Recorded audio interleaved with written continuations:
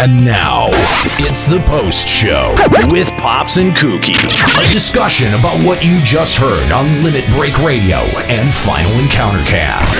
LimitBreakRadio.com.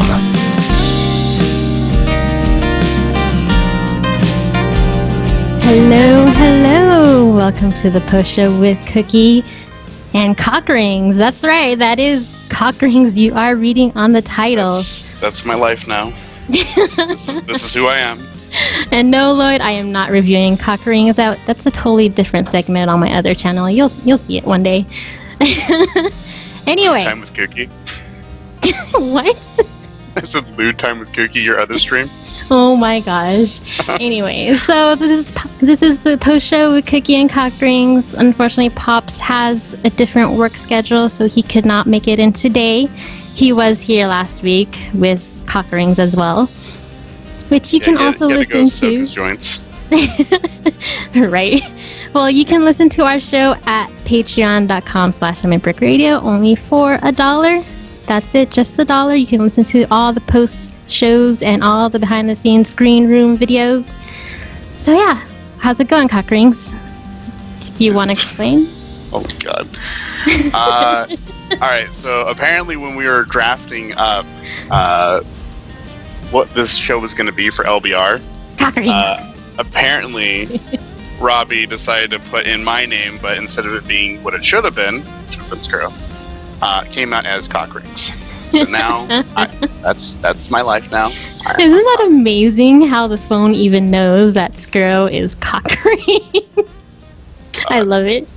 Well, it was funny because I was talking to Robbie a while ago, and I was pretty buzz typing to him, and the autocorrect, I was typing up Nika. It was Nika and Aniro, and Nika came up as Nola. What's and Nola? And Aniro came up. I have no idea. It just came up as Nola, and then Aniro came up as abortion. And I was like, whoa, that escalated so quick. How is a Nero abortion? I have no idea. But I sat there, hilarious. And I'm like, oh, because at first normally I'd be like, okay, I fucked up my typing, I'll let it slide, whatever. I'm just going to hope they just don't, they just read right through that and don't pay attention.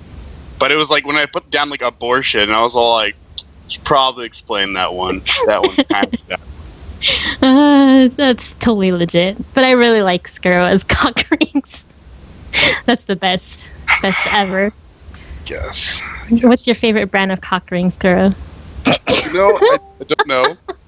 Apparently I need to look up the types and wares of cock rings. Oh my goodness. You're going to brand yourself as the new cock ring. Skuro cock rings. Come buy it at the nearest adult store. Just jumped to 10 viewers off of cock rings. You know what? Let's just scrap the whole LBR and Final Fantasy angle. Let's just go to cock rings. Yeah, we'll go to adult show right now. Right here. Kookie's adult show with cock rings. Totally makes sense. God. Just kidding. So what have you been up to? How's your LBR casual raid group going? I think you know exactly how that's going, Kooky. Oh, really? How's it going? Tell us. It was frustrating. I mean, it's just been kind of it's tough to get the people on.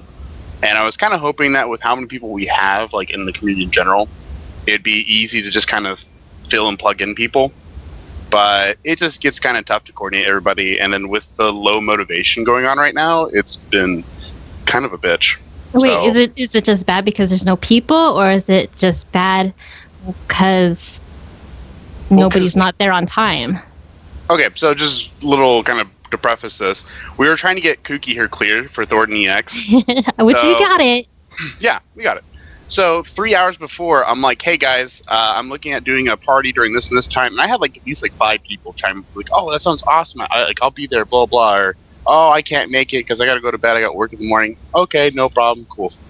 So then it's 3 hours comes around and Kooky's like, oh no, I still need 30 minutes. Okay, no problem. I go back in. Hey guys, 30 minutes, we're going to get started. Sorry, Kooky's got to do some stuff, blah, blah. Oh, okay, then, no problem. And then we get in, and literally there's no one. Even Bun's playing some stupid dating sim, and I'm like, Bun, what the fuck? And it just came to the point where, we had to just improv and get us 3 to go do the clear for Thornton. And we did it in a duty finder. Yeah. which I think is the best way to do it nowadays. It's scary that was so much more successful than a party finder. I always thought Duty Finder was. I've always pugged things. When I was on Balmung, I've always pugged things. All of my extreme fights, all of Coil, all I did was Duty Finder. So I don't see what was the problem. Well, see, I don't know. For me, I'm used to doing Duty Finder and it just being a completely horrendous mess. And it was just like, I'm used to doing Party Finder pugging to where, that's what I pick up. But, oh my god, the last couple times we've done it with a Party Finder, you have people that can't even clear the stupid double nights, like just barely making it past like the first phase. And with that one, we straight like almost got to the last phase on the first shot. Like that just blew my mind. Oh well. But yeah, pretty much just that. And then I recently have started playing Battlefront because I'm a nerd and I gotta play it. Battlefront. Oh, guess what, Scara? What? I played Overwatch on PS4 because it's free this weekend. What? Yeah, this is the only time I'm ever going to play Overwatch is on PS4 because it's free this weekend. And then after that, we're probably not going to get it. Me and Pelly are not. Why? Like, why we're not, are you so against it? It's not that great. I mean, for $60, no, I don't think so. It's not $60 though. Well, what is it then? It's like $40. Yeah, that's not worth $40. Really? Yes, really. All of the PvP, all it is just PvP, so I think it's only like $20. I'll buy it if it's $20 on the PS4. I don't know, for how much character like development they put in there, and then the abilities, and then you have all the different skins, and also they're adding new maps and characters. Like, I feel like it's worth $40. That's all DLC. Like, you don't have to pay for that. So, like, the original game. No, yeah, the original game I think is $20. The rest. What I'm saying is, like, it's almost like free-to-play model where you're not paying for the new maps or the new characters. Like, they just come in the game and you already get them. Like, you don't have to try to get them, like, through points or whatever, or pay for them. It just automatically becomes yours. Yeah. But the skins there, you have to unlock that, and that's a whole other thing. That's aesthetic purposes. I don't think so. That sounds dumb. Yeah. Callie, so here's today's guest. It is Callie. Hi, guys. The beautiful Callie. How are you doing? Going good. How are you? Good, thank you. Do you play Overwatch? I have played Overwatch. I don't play it frequently currently, but I have played. Do you play it on PS4 or PC? I play on PC. Like pretty much every shooter that I play. Okay, so you have a PS4. How come you don't play it on the PS4 often? I think shooter games are just easier to play on PC. I think using the mouse to look around is way easier than using like a D-pad or something. Yeah, or your thumb. Or a joystick. I think it's just way easier to play shooters on. You said it better on joystick. What? How? Yeah, How is I was just like, tactile response going to be anywhere near your forearm? I just totally thought of something adult. But wow. Wow. Adult show. Oh my goodness. That for later. Chill out. This is okay. We got the post show after dark. I see. Ooh, sorry about that. No, to me it just feels more smoother. At least I think it's just because I'm used to having a controller in hand, and I grew up gaming with controller and console. That's how I game. I understand that. I grew up playing Halo on Xbox, so I definitely get that you can play on a controller. But I just ever since going to PC and playing games like BioShock, it would be hard for me to go back to using controller like effectively. I remember developing the Twitch gaming skills. You flick the controller like the joystick just hard enough to turn and make the shot, but I don't think I could still do it. No. You only play with the mouse or a keyboard? Because when I try with the keyboard, I'm like, I don't know where my fingers go. I play mouse and keyboard. Well, usually your left hand is pretty much settled on WASD and the space bar. Yeah. That's generally all you need to use the keyboard for, and everything else is done on the mouse. How would you do it both ways? Like you're talking like some hybrid method that I've never heard of. Like, how would you not use the keyboard with the mouse? Well, I know there's those gaming mice, or you just straight mouse, right? No, even with those, you still have to move with the keyboard usually. Yeah. The mouse just lets you look around. I mean, but they put a lot more buttons on there, so you can like swap weapons and throw grenades and all the other moves you can get on there. But you still usually move with the WASD. Ugh, I still don't. Yeah, whatever. Like Overwatch in particular is so much better with a gaming mouse too, just because you actually have your melee like right there on your thumb. So you can just click it with your thumb real quick, and you're doing your melee. So it's a really good combo. You just move over to the joystick for me and press it. Or you can play on PC and plug your controller in. There you Yeah, that's true. I could do that. There's that option too. PC offers every option. That's what's nice about it. It literally, there's nothing you can't do usually. There's like 3 games left that are exclusive to console, and then everything else is just PC. I don't want to lug my like I said in chat. I do not want to lug my tower around if I go on vacation. So like I love my Vita. I love my PlayStation 4. Can easily like bring a it handheld around. console. I understand. You take your PS4 with you on vacation? go. Yeah, I do sometimes. No, what? Who the? Okay, come I don't know on. how you get the time. You're screwing with me. You go on vacation and you No, think I need to no. bust out my PS4. Well, not anymore because now since that Vita has that PS4 remote link, I don't have to do that anymore. That's like, I will always understand people who take handhelds. That's what they're there for. They're there for the trip. They're there for when you're laying in the hotel at night. You don't have anything to do. Whatever. I get that. But come on, what lame ass places are you going that you're like, you know what? I better bring my PS4 with me. Well, okay, so like I said, I grew up with consoles. So like my parents would always constantly take us out to Las Vegas, and we're kids. We don't have anything to do in Las Vegas. So what we would always do is we would pack our PS3 or Xbox or whatever console there was. We would pack that in and bring it to the hotel room, and that's how we would play. Now that the Vita has like the PS4 remote link to the PS4, which is awesome, then there's also that PlayStation TV. I don't have to lug around that console anymore. You also turned 21. And you can do things in Vegas. Like, Kooky, if we see you like in your room playing on your PS4, there's gonna be a problem for FanFest. The last time I went to a hotel, I actually brought my PS TV, and we had fun playing late night games. There's another aspect of that I can understand. Like, if you bring like Mario Party and someone to play that, and you're there with a group of people in a hotel room, like I've seen people do that at conventions. That's fine. I don't see a need to bring your PS4 places. Like you're like, oh man, I can't miss any time in Fallout this week. Well, you never know. You're like, what if you're rooming with your buddy and like, hey, I got to show you this Fallout 4 thing that I'm doing right now. Go out to a bar. You're on vacation. Good Lord. Why not? I mean, I can get it from the perspective you're talking about, like, as a young kid. Like, I mean, yeah, we used to bring my N64 like, everywhere, too. But, like, it was never, like, nowadays, like, I can't imagine bringing a console anywhere and actually, like, using it. Okay, Cockring. Anyway, so, oh, right. Callie, That's his nickname. How did you like today's LBR where they did number 6 unconfirmed feature of 14? Yeah, I heard that you wanted me for the post show, and I'm just like, boy, I wonder what they want me to talk about. Yeah, I saw the number 6. I'm like, I knew as part of the bit I would read number 6. Like, of course, I always read number 6. Like, that's the joke. And I had a feeling it would be something Dragoon related. Yeah, it hurt. It always hurts every time. And part of me is like, I've gotten over it for the most part because I know it's never going to happen. I've made my peace with that. But there's still every so often Juxta will write something good like that where it's like he went to great lengths to ensure that like I couldn't even say I was like, oh, I would do my Animus to get that. Absolutely. Yeah, he went to great lengths to ensure that it was not only going to be put in the game, but something I could never have. It was so sad. So sad. Well, I'm glad it was entertaining at least. It was. It was. It's right there with the mannequins. Oh God, no. Okay. I swear. You want to hear a real reaction? On you. Yeah, you want to hear a real reaction out of me? You want to hear honest emotion? That was it. Because I saw mannequins. And I was like, yes! Oh my God, they're listening to me. Like it's on their radar. It's something they care about. There's something they're gonna put in the game. Never mind.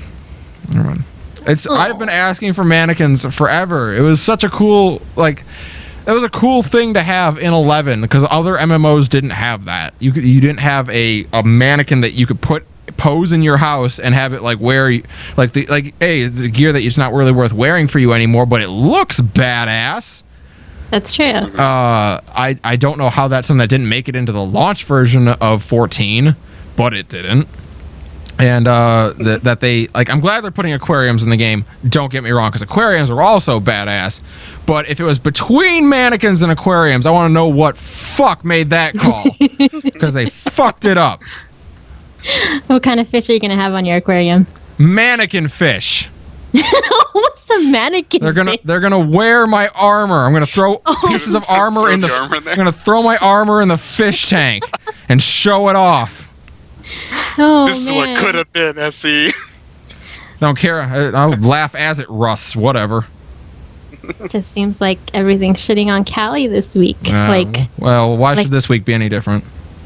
Well, I mean, Nika's team beat your team in the Fantasy Feast League. Wow. Yes. Nika, what is up with that? Nika proved she's willing to get on her knees and grovel more than I am. How good for her. Oh. I did think it was weird real. that she actually shared that on her Facebook. I'm like, wait, what? I thought she didn't care about this leak stuff. Listen, I'm not going to say I'm completely innocent. At the start of the week, on the very first day the thing went out, I went on Twitter, I retweeted the poll and said, hey guys, the Balam T-Rexers have a real tough matchup this week at the Chicobos. We need your support. And you know what? People answered. I did not go on my Facebook. I didn't even go on stream and say like, "Oh my God, guys, I might have a chance to beat Nika. I need you to vote for me." Man, I was mad because like I said, I had checked it like 50 minutes before it was up, and I was still leading. And it's not even like I lost by one vote. There was 72 votes in, and I was leading by like 2%.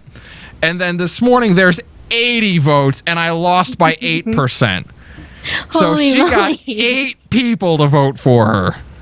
She got to rally her White Knights, though. Oh, yeah. Nika's White Knights. That's her team name next season, by the way. That should be. She's going to have Nika's Knights, and I'm going to have Nika's Bays. I'm going to draft all her favorite people in 14 and make her fight them. Do I sound petty? I feel petty.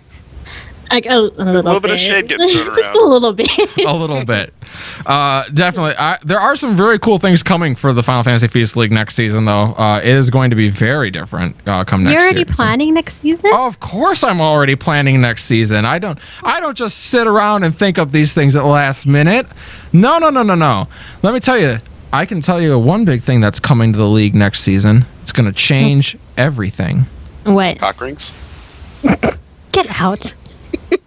Injuries. Maybe my team won't get disqualified this time. Sponsored by Cock Rings. That's correct. No, we will be having injuries next season. For what? I'm sorry? Injuries. Injuries? People will be able to get hurt. Are you serious? I am dead serious. Next season, players will be able to get injured, and they will be out for a certain number of weeks when they do. That's legit. Yep. So we had death, so why not? Next season, we'll also see the reinstatement of the bench position because you may now need it. No. And yeah, when players get hurt, if you already got an injured player on the bench, you might have to cut someone you like to get a starting lineup out there. That makes total sense. Mm-hmm. So that will be something exciting that we see next season. What about cheerleaders? Are you going to add cheerleaders? I'm still in talks with Juxta to put on the uniform. He seems a little bit hesitant. That'd be amazing. Yeah, amazing. That's a word for it, sure. I mean, cosplay 2.0. It was pretty cool when he cosplayed as Quiet during UMACon last year. Listen, the other night I watched the roast of Rob Lowe. Rob Lowe. Oh, Rob Lowe. Okay. The roast of Nero was great. No, we watched the Comedy Central roast of Rob Lowe, and they had Ann Coulter on there, and it was the most uncomfortable thing I've ever watched in my entire life because they roasted her more than they roasted Rob. Oh no! And she did not laugh one time. She sat there looking pissed and uncomfortable the entire show. And then when it was her turn to get up and roast, nobody laughed. Nobody thought she was funny. And no one laughed. And we just sat there watching her flounder. And it was so uncomfortable. It was the most uncomfortable thing I've ever watched, including having to film Juxta in his Quiet cosplay. That was more comfortable. Ouch. That sucks. Jeez. Oh, God, it was brutal. Sucks. Yeah. Oh, well. So you said you have the PS4. Yeah. Are you going to get the PSVR or are you getting the Oculus Rift? Which would you get? I would get the Morpheus at this point. The Morpheus. Why the Morpheus? I'm sorry, the PSVR. I forgot they did officially rename it. Oh, okay. The PSVR. And the reason for that is the games. They have more games ready to go for the PSVR than there's going to be for the Oculus. And my PS4, I think, will last longer at this point than my PC will. My PC is probably only a year and a half or so away from needing an upgrade. It's now about 3 years old, so I think it would be better on the PS4 in this circumstance. I'm pretty hyped for Resident Evil, to be honest. Me too. I really want to play that. I have not said I'm hyped for a Resident Evil game in many, many years, but I am super ready for this one. I'm looking forward to that. I'm looking forward to, even if it's just that one mission, the Star Wars thing, I want to do that. I want to do Batman. Like, there's a lot of games I'm looking forward to trying out in VR. So you are really interested in the VR? Yes, I am. Despite the gimmick quote. I see. That's been something that's been kind of popular on FEC, but ever since we first talked about VR, I believe on episode 3 of FEC, I've been super into it. I love the idea of VR. I've wanted VR all my life, and like I say, the moment I was actually Markiplier. I was watching him play Dreadhalls on the Oculus Rift, and the moment, Markiplier. Yep, the moment he was able to lean over, tilting his head to peek around a wall, and the character in the game responded by doing that, I was sold, because that's a level of immersion that's never existed in gaming ever, and that's incredible to me. Yeah, and like if you've seen his other playthroughs, like when he's playing horror games, like he'll jump, he'll freak out, but like there was nothing like that game for him. Like he literally was freaking like arms flailing up in front of his face. He at one point ripped the Oculus off his head. He ripped it off his head and started crying. Like he was literally in tears. It scared him so bad. And there was a lot of reports of that happening in the early days of the Oculus, especially for the horror development, of people breaking their Oculus Rifts because they were ripping them off their head and like they were going to the ground and breaking. Like it was scaring people that badly. So do you think VR is only for horror games, not for like, Batman? I think VR will be the most effective on horror games, but I think that is something that remains true of all type, like of gaming, of movies, and even like all the way back to just like reading books. Horror and fear is such a vivid emotion that people understand and can process, that any kind of entertainment medium can best make use of that. Like you can watch an Arnold Schwarzenegger movie and just like see those like great action sequences and things, but the human mind has difficult placing itself within that sequence. Like I know if something in an action movie is going down, there's no way I could ever replicate that or be part of that scenario. Horror plays on your fears and the aspects of the unknown in a way that other genres can't. When was the last time you played a horror game? For me, Until Dawn, I played Monstrum on stream, SCP Containment Breach. It doesn't sound like a horror game. SCP Containment Breach? It's spooky, yo. Yeah. It's pretty creepy. I played a couple other ones. Did you ever finish Monstrum, by the way? I did not finish Monstrum. I couldn't beat it. I don't think you did. No, I couldn't beat it. That game's hard as hell. I can't figure out how to win that game. I am so bad at it. I played that one actually as Jinx on stream. That was fun. Yeah. I like horror as a genre. Actually, I just finished playing Silent Hill 2 on stream. I did that the other night. Oh yeah, that's right. Yep, I can finally tack that one off my list of games that I need to have played. So that's good. I like horror as a genre more than I like movies nowadays. I used to love horror movies, but Yuan ruined it for me. The first time I saw Yuan, that movie scared me so badly, I stopped liking horror. Yeah, no, I can't. Yeah, like I grew up watching horror. It didn't bug me. I didn't have problems with The Exorcist. I got through I thought The Shining was scary as hell, but I got through it.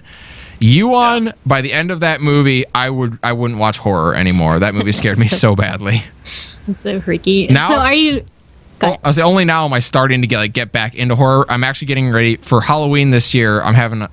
Halloween falls on a Monday, so I can't do like a party on Halloween, but I'm actually having people over that weekend, and we're going to do an 80s horror movie marathon, and I'm really excited for it. Because 80s had so many great entries into the horror genre. Like slasher flicks. Well, the slasher flicks, I mean, Halloween was 1978, so you can't do Halloween. Not the first one. You can do the second Halloween movie. Yeah, the second one. But you get Nightmare on Elm Street, and you do get Friday the 13th. You get The Shining, you get The Exorcist, you get, I believe, The Omen, Most importantly for me, you get John Carpenter's The Thing, which is one of the greatest examples of stop motion ever caught on film. I'm super excited for John Carpenter's The Thing. You get a lot of just outstanding horror movies in the 80s.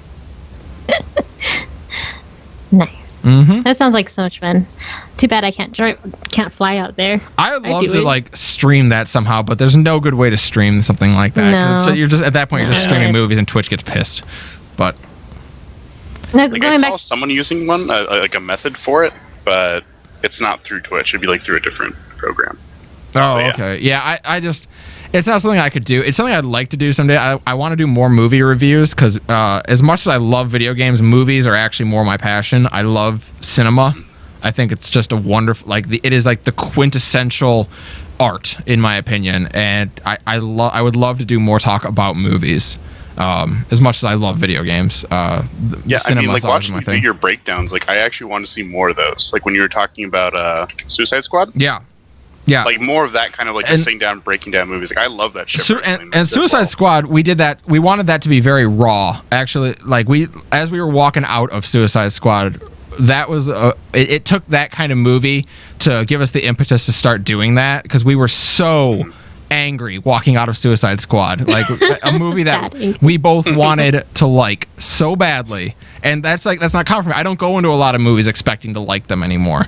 And I was so excited for Suicide Squad. And then when we walked out of it, like Luke and I just looked at each other and we're like, okay, that was bad, right? It's not just me that's going to hate that. No. Okay, we both hate that. Good. And we got home and I started setting up my camera and he just asked, can I do this with you? I have a lot to say about this movie. And I said, yeah, sure, sit down.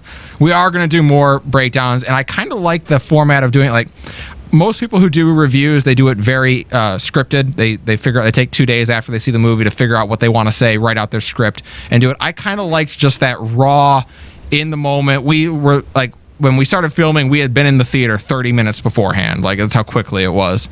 And I like that kind of just raw, visceral, immediate reactions. But what you're gonna see a lot with that is we might like a movie in our immediate review of it, and then as more time passes, we'll start liking it less. Because you get anytime you go to the movie theater, you get the idea of spectacle, and spectacle always, like especially with comedies, I think you see it the most.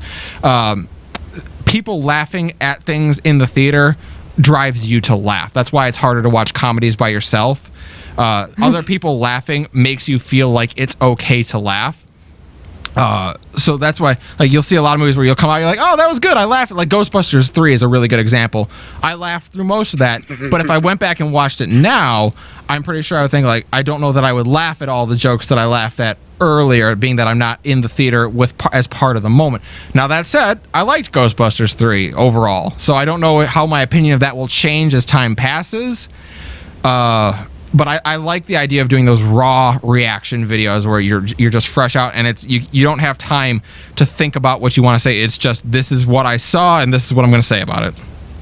Did you do Sausage Party yet? I have not done Sausage Party yet. I have heard so many mixed reviews of that. And you should do that one I think is maybe the perfect example of what I was just talking about, where everyone walks out of the theater saying, wow, I laughed that entire thing. That was great. And they wake up the next day and it's like, that was the dumbest thing I've ever seen in my life. So I hate myself for laughing at that. Yeah, you're mad about it. Exactly. You're like, wait a minute. I thought Food Fight was a terrible movie. Why'd they make a sequel? Oh, man. Yeah. I mean, I think just even getting that like initial emotion, like right after you leave the theater, like it's good in a lot of situations, especially if it's a movie you're passionate about. Mm-hmm. Like, you know, the comic book genre, or, you know, there's like a Star Wars film or any of that kind of stuff. Like usually you tend to be a little more like passionate about it. Well, it's easier to kind of have that emotional level. Passionate, exactly, and there's also a level of hype. I very much questioned my opinion of The Force Awakens when I walked out of it. I sat there wondering, like, okay, I loved this movie. I enjoyed it immensely. I can't wait to go see it again. But I had to sit there questioning myself. I'm like, am I being objective? Do I actually like this movie, or am I caught up in the moment of it not sucking? Like, I know for certain it didn't suck. I enjoyed it. I feel very different than I felt walking out of the prequel movies. But am I being objective? Am I just happy that it's decent and I think it's great because it's decent? And then I saw the movie 5 times in theaters, at which point I was like, no, Holy moly. I probably, yeah, I saw that movie a lot of times in theaters. Oh yeah, I watched 5 times. That movie. Yeah, I watched it 9 times. Oh, wow. Yeah, I love that shit. I watched it 5 times in theaters, and I've probably seen it 3 times since. I absolutely love that movie. For almost $20 a ticket, you go there and watch it that many times. What? $20 a Yes, ticket. I What's it would. cost? I don't know what it costs in California, Liz. I Plus pay. popcorn. Well, I don't get popcorn. Are you crazy? Are you out of your, where do you get this kind of money? Wait, what? You don't patron your theater? What the hell? Yeah, we always Me? have to have popcorn every time we go to a movie theater. Every here. time? Oh my You gotta god! patron your theater. You don't get like crazy acid reflux from popcorn at movie theaters? No. Oh, maybe that's I just think me. it's just you, Kelly. I'm sorry. Maybe I'm the 60-year-old man. I'm sorry. Maybe. I don't know. Holy moly. I don't get me wrong. I do love theater popcorn, but no, I mean I don't get it every time I go. I do get a drink every time I go. I don't think you can sit through a movie and not have a drink with you. That's important. And but no, I don't get popcorn every time I go. But yeah, I saw Force Awakens a ton of times, and yeah, looking back on it, I really genuinely just enjoyed that movie. I thought Abrams did a really good job. I'm cautiously optimistic for the next one, for Part 8, and I'm fairly optimistic for Rogue One, even though I'm hearing more mixed reports about like development on Rogue One. I like the concept behind it, so I think I'll like I'm it. so hyped for Rogue One. Right? I am just dying for that movie to come out anymore. I saw the job they did recreating Vader's costume, and it's so true to the original one. I love it. Like the episode, and it's like they actually got the episode 4 Darth Vader as opposed to what he turns into in episode 5 and 6, because his costume did change. I'm really excited overall for Star Wars episode, or for Rogue One. Hello, people Rogue who are One. returning. Rogue One. We're being joined by guests. It's great. Yes. Yes, because I think Juxta has something to tell Cockring here, Okay. Okay. which is I'm here for the abuse. What's that? Oh, Kooky introduced you. Hi. oh, hi. I'm actually Yeah, here and yeah. I can hear you now, Kooky. Yeah, it's Can you great. introduce me Yes. again, please? hi. Juxta is here as our second guest. He has something to talk to Cockrings about. Yes, Something. cock rings. All right, so you've been seasonally interning for us for a while now. How do you think you've been doing? I think I've done a pretty good job. You think so? Yeah. Yeah. All right, Kooky, that well- was mean. Sorry. All right. Well, I've devised a test for you to do on the show next week. Are you gonna be here next week? Yeah, I'll be here next week. All right. At some point during the show, we're gonna put your seasonal intern skills to the test. But we are kind and gentle gods. We will tell you what the test is beforehand, so you can prepare for it. Okay. Oh, All right. All right. I'm interested. All right. I'm glad you're interested. The seasonal intern test for you will be to sing "Good King Moogalmog" over the air. What? The seasonal intern test for you, Mr. Cockrings, will be to sing "Good King Moogalmog" over the air live. So that applied all my knowledge of developing up a show and clipping like clips and whatnot, and it's come down to King Moogalmog. Yes. I feel like that's applied to literally none of what I've been doing. Well, actually, you should have been doing stunts this whole time because you're the fucking intern. But guess what? You haven't been doing that, so I guess that's on you for not properly applying yourself. So does he have to do like the different voices for all the little movies? Oh, yeah. Oh, Yes. fuck that. Oh, what the hell? Oh, that's important. And if you fail this test, you can never be on Lemon Break Radio again. And when I say Lemon Break Radio, I mean literally all aspects of Lemon Break Radio, which means including the chat. Permanently Okay. ban you. So wait, if I do it, then does that mean that I can never be banned again? No, of course. I think it's What kind of adorable stupid that you asked question is that. Do you I gotta negotiating. think about about for something. If you do well, then you can actually continue being the seasonal intern. So wait, I'm still seasonal? I just get like another season? Well, what do you think seasonal means? No, this is just still the first season. Yeah, but I figured I'd be like provisional at this point. No. Provisional seasonal intern. Yeah, Well, yeah, but just provisional though. I figured I'd lose the seasonal. We'll see how well you do. Let's put it that way. Oh, okay.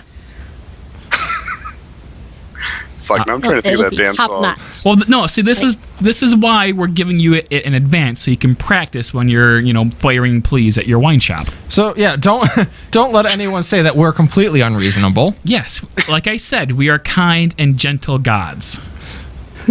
Thou art a cruel and angry god.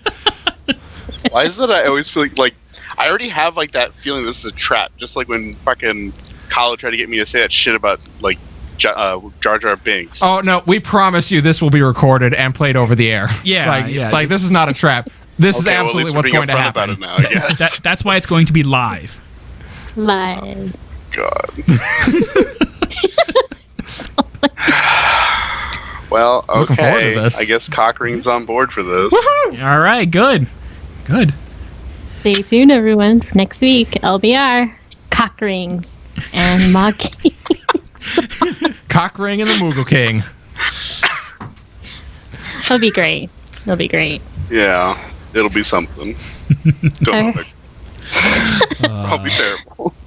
Okay, I think that's it for the post show today. You guys can check out Limit Break Radio at limitbreakradio.com, facebook.com/limitbreakradio, twitter.com/limitbreakradio. Please go ahead and follow those pages. Also on youtube.com/limitbreakradio. Follow also Final Encountercast at finalencountercast.com, facebook.com/finalencountercast, twitter.com/FEC podcast. You can also follow me at Kooky Persona. Follow Pops. Let him know that you missed him on Twitter at Len Heath and then the number 1. And then follow Coxrings at, I always forget your Twitter, so go ahead and FFXIV_row. All right. That's basically Yeah. at Cockrings. And then At Cockring. and then make sure you go ahead and give us some support at patreon.com/limitbreakradio. Remember, just only $1 gets you access to the Green Room videos where they talk behind the scenes stuff that is not spoken here on either the post show or on Limit Break Radio or Final Encountercast to get more inside scoop. And you can also listen to us there, the post show, at patreon.com/limitbreakradio. I guess that's it for today. Guys, we'll see you next week. Thanks for tuning in. See you later.